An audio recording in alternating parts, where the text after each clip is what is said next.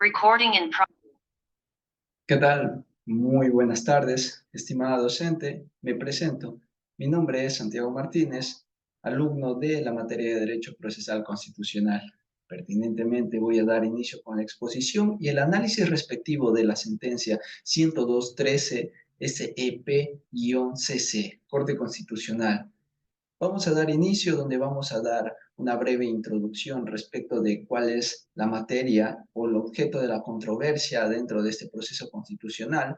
Vamos a analizar los criterios que emita la Corte respecto a los derechos vulnerados para después proseguir pertinentemente y hablar bajo una opinión crítica y personal algunas conclusiones que me dejan a raíz de esta sentencia que vamos a dar por iniciada el análisis. Tenemos el índice, como lo habíamos explicado, pues vamos a narrar brevemente los hechos.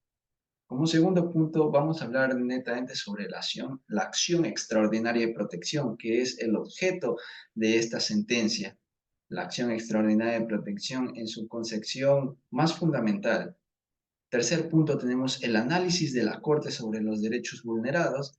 Cabe mencionar que son los derechos al debido proceso, a la tutela judicial efectiva y a la seguridad jurídica. Y como punto final tenemos el criterio personal del ponente de esta exposición. Comenzamos con los hechos, curiosamente, y tenemos que recalcar lo siguiente. Vale decir que hay que reconocer a quienes son los partícipes de este proceso. Dentro del primer punto tenemos a los actores. Como actora tenemos a la señora Elena Custodia Guillén Cordero. Como parte accionada tenemos a los jueces de la Sala Primera de la Corte Provincial de Azuay. ¿Qué es lo que sucede?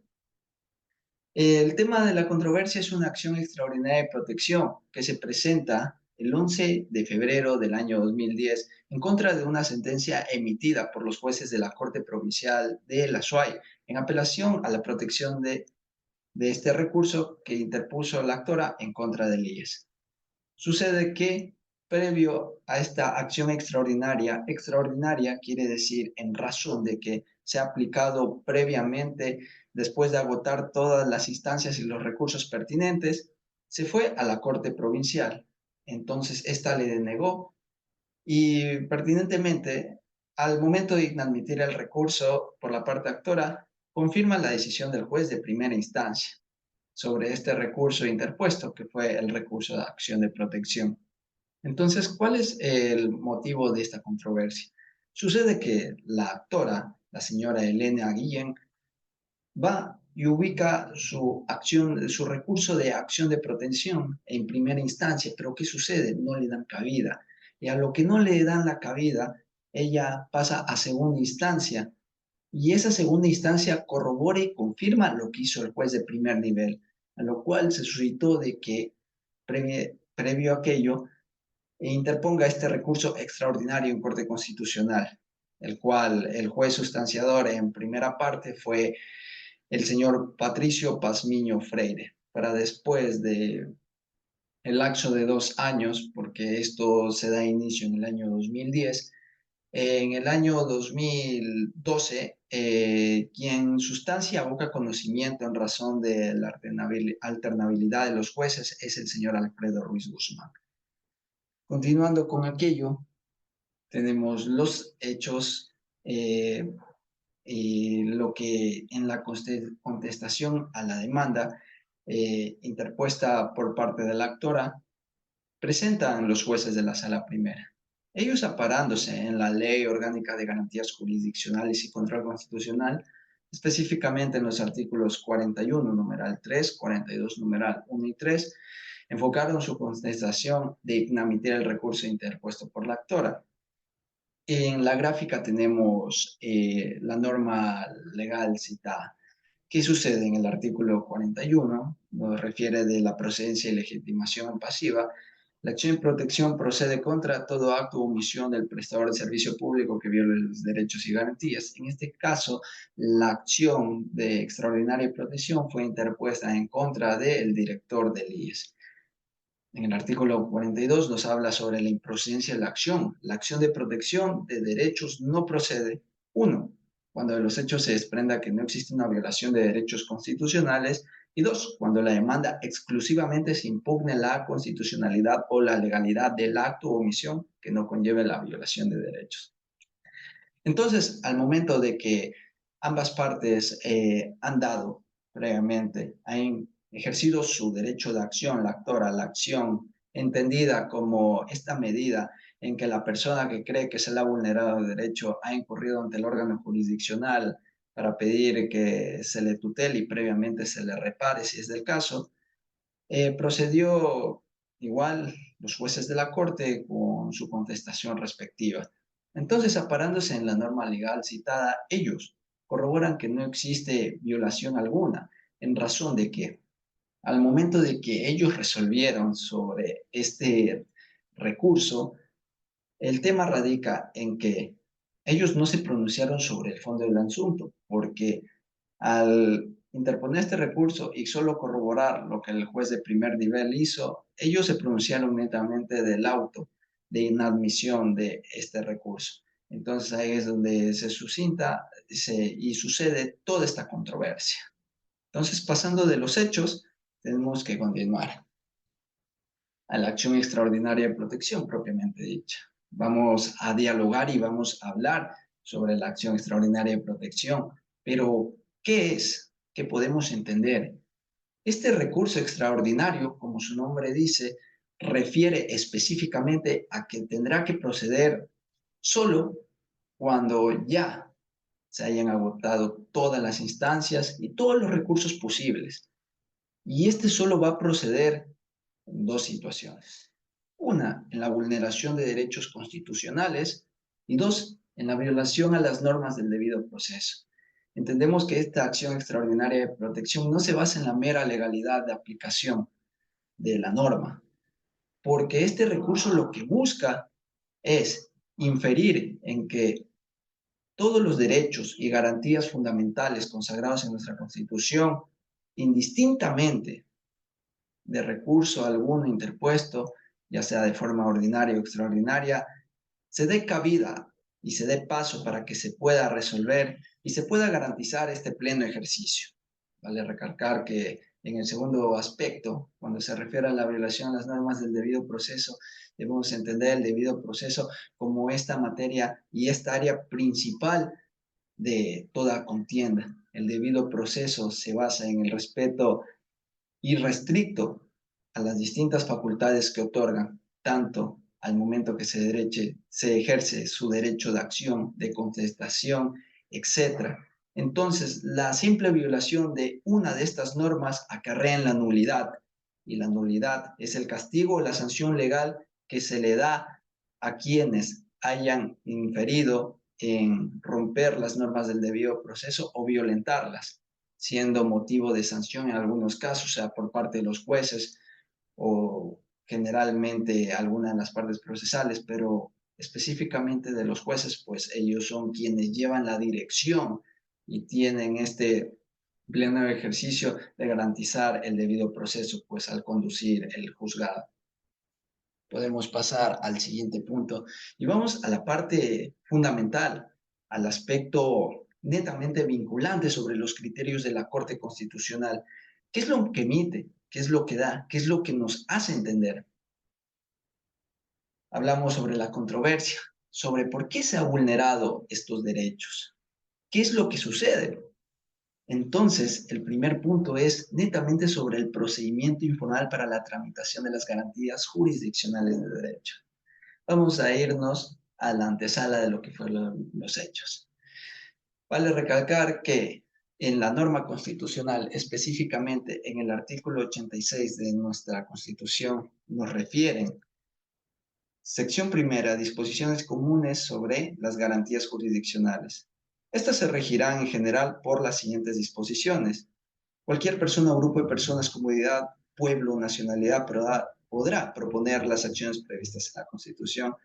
Será competente la jueza o juez del lugar que se origina el acto o omisión donde se producen sus efectos y serán aplicables las siguientes normas de procedimiento. Esto vale recalcar que establecen una serie de requisitos que deberán ser cumplidos, pero que garantizan esta plena aplicación, porque como entendemos, la acción extraordinaria de protección es aquel último recurso que permite poder gozar y garantizar el pleno ejercicio y derecho de estas garantías fundamentales.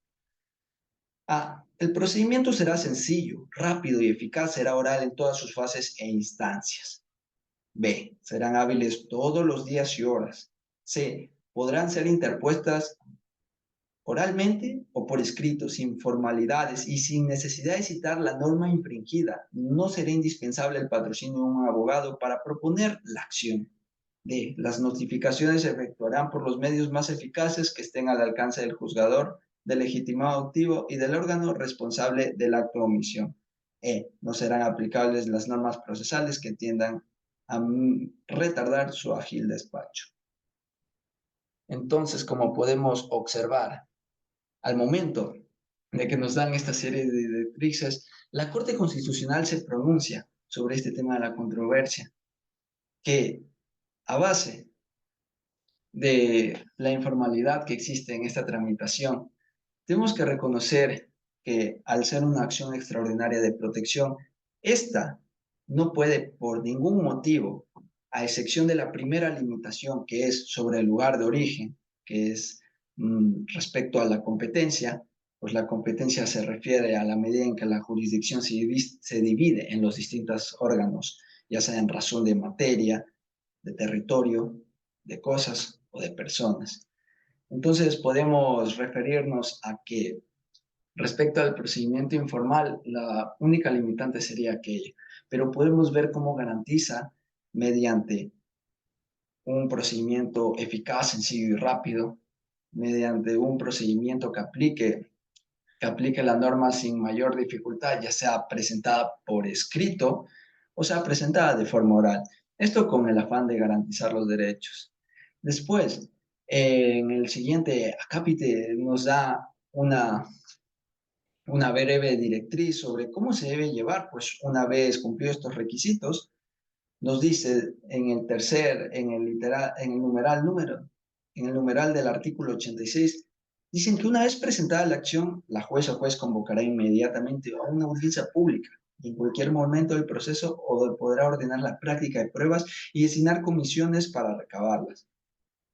Entonces podemos entender de que este derecho se ejerce de manera rápida, veloz y ágil, permitiendo que por la simple presentación se dé paso. Y entonces, volviendo a la antesala de los hechos, al momento de que ellos resolvieron e inadmitieron, argumentando bases de mera legalidad, no se enfocaron en pasar por el prisma constitucional que nosotros, como Estado constitucional de derechos, el Ecuador, debe incurrir. ¿Por qué? Le explicamos de la siguiente manera, ya que al momento de que presentó mediante el juez de primer nivel y fue inadmitido, apeló y presentó ante los jueces del segundo nivel, igualmente denegaron y corroboraron y confirmaron, el juez de primer nivel tenía toda la razón.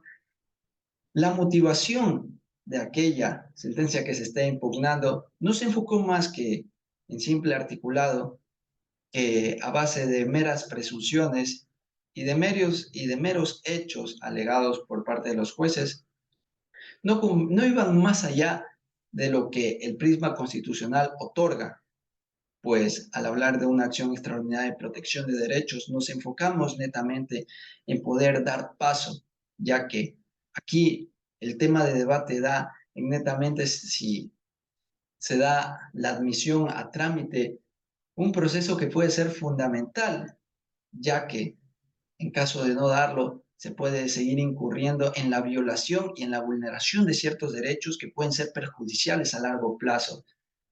Por ende, cuando hablamos sobre el debido proceso y la tutela judicial efectiva, se ligan bastante sobre el primer punto de análisis. ¿Qué entendemos sobre el debido proceso?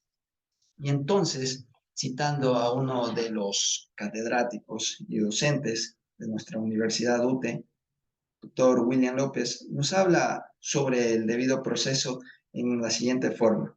El debido proceso no es otra cosa que el conjunto de garantías incorporadas por el legislador a la norma suprema del Estado, a favor de todas las personas con la finalidad de evitar el abuso del poder público y exigible a todo proceso, sea administrativo y judicial. Por ende, es un derecho fundamental de carácter instrumental, que se encuentra conformado por un conjunto de derechos esenciales que impiden que la libertad y los derechos individuales sucumban o se vean afectados por cualquier clase de abuso del proceso público. Entonces, entendiendo el debido proceso como esta herramienta instrumental y de carácter práctico, el hecho de que se haya violentado la oportunidad de la actora de poder hacer la práctica de la prueba, de poder ir y verbalmente y oralmente poder alegar todos los hechos que corroboren que haya existido esta vulneración de derechos al debido proceso, al no permitirle presentar todo lo que conlleva el recurso de acción extraordinaria de protección, se le negó el debido proceso y por ende uno de los criterios de la Corte acuña que el debido proceso en ningún momento, por jamás de los jamases, se puede tan siquiera creer que se puede evitar, pues ahí va en mucha relación con la tutela judicial efectiva, que por otra parte la tutela judicial efectiva no es otra cosa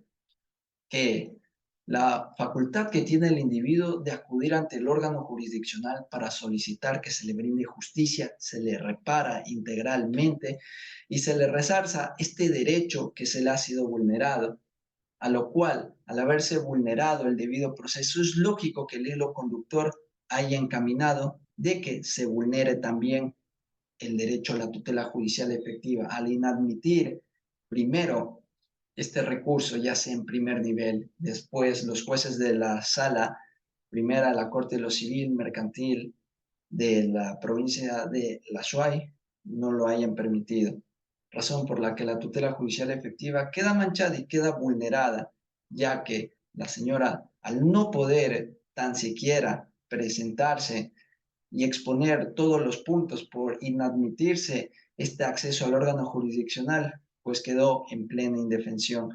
Y no podemos constatar que el derecho de acción es tan importante como el derecho de defensa, pues es base de los principios generales del derecho.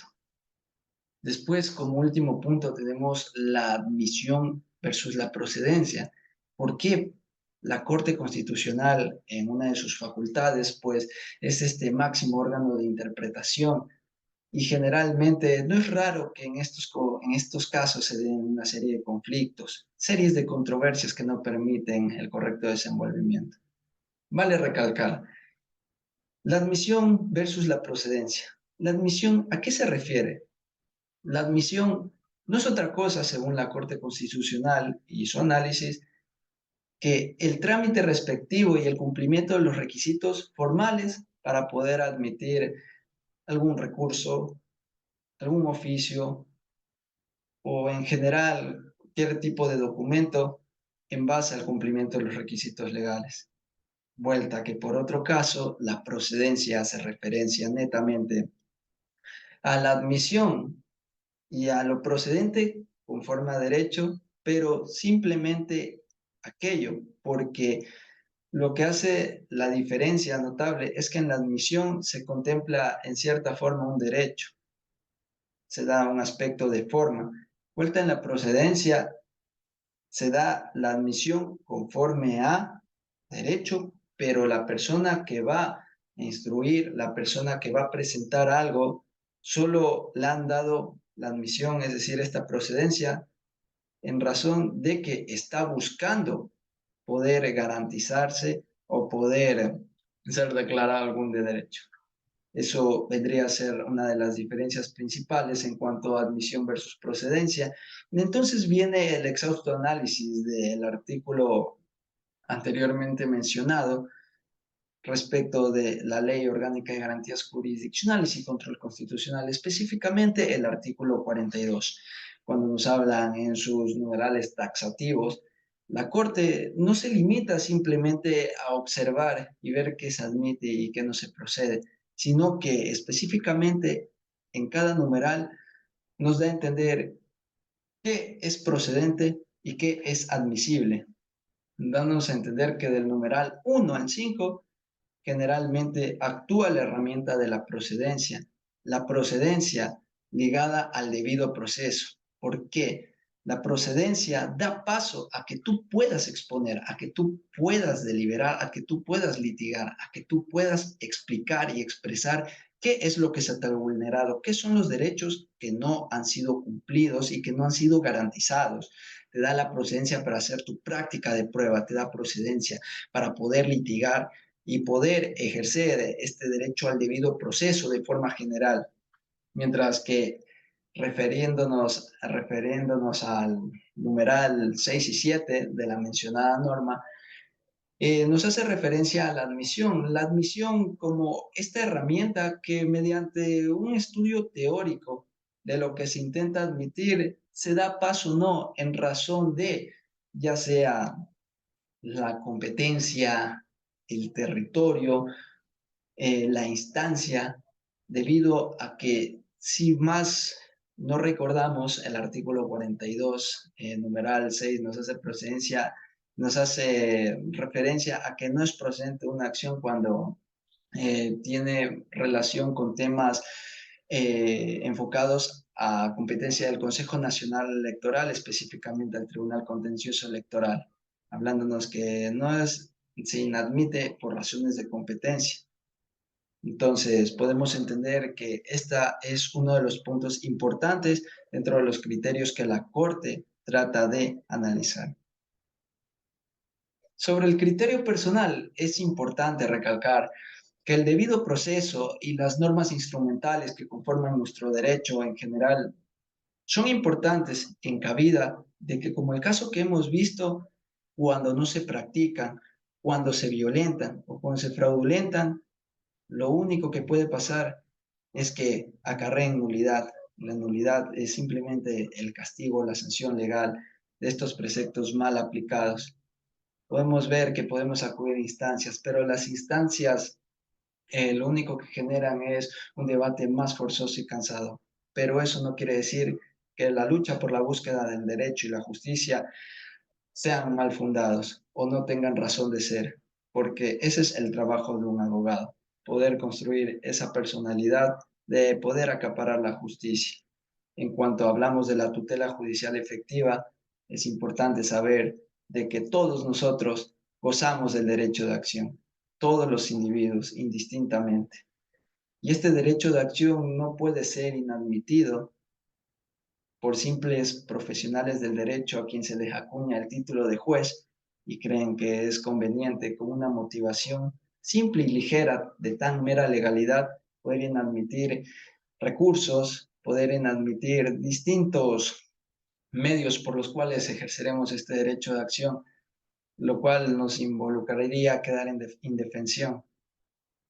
Es una crítica que yo hago y es que actualmente en el Ecuador lo que necesitamos no es basarnos en la mera legalidad, es basarnos en el prisma constitucional, en el carácter que tiene nuestra norma, pues al entender la jerarquía básica de las leyes, entendemos que nuestra norma suprema está por encima de todas y el hecho de que se garantice de forma expresa en los respectivos artículos, ya sea el artículo 76 con todos sus numerales y literales, tanto las normas del debido proceso como la tutela judicial efectiva, estas no se pueden vulnerar, ni siquiera pensar en que se pueda hacer eso, porque no es pertinente. Y asimismo, entendiendo la admisión y la procedencia, ya sea tanto como el género y la especie, podemos entender finalmente que la admisión, según la Corte, se da de una manera más teórica, mientras que la procedencia resalta por ser un aspecto más instrumental, enfocarse netamente en la procedencia y en la búsqueda de poder reparar y ejercer el derecho que tanto anhelamos, el derecho que se nos cree que se nos ha vulnerado, el derecho al que nosotros de alguna forma estamos buscando poder resarcir. Pues de forma general es importante recalcar que la base de nuestra Constitución es la garantía y el cumplimiento de estos derechos y de esta protección que nosotros tenemos indistintamente. Entonces, el hecho de inadmitirnos de forma tan simple recursos tan importantes que nos pueden ayudar a no quedar en indefensión y a poder acudir al órgano de jurisdicción cuando es pertinente, pues es más que necesario entenderlo desde otra óptica. Esto sería por mi parte respecto a la exposición de materia de Derecho Procesal Constitucional. Agradecimientos totales por el tiempo que me ha otorgado en hacer la práctica de la exposición. Soy el alumno Santiago Martínez García de la Universidad UTE